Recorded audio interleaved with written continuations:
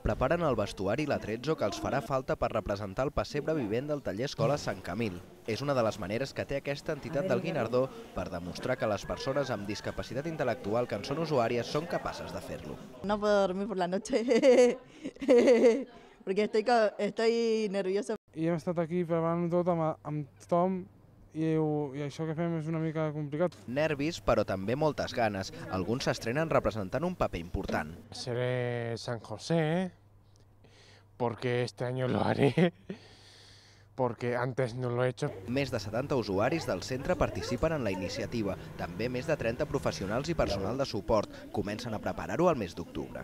Els fa créixer. En aquells moments es senten molt importants. I és una cosa que esperen durant tot l'any. Al febrer van rebre el Premi Ciutat de Barcelona en la categoria de Cultura Popular, un reconeixement més enllà de la tasca social que fan.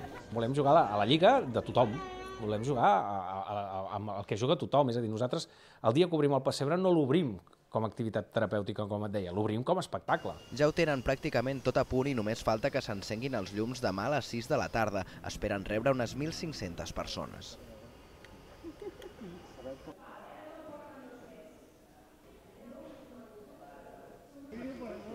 Segons el verb decidir.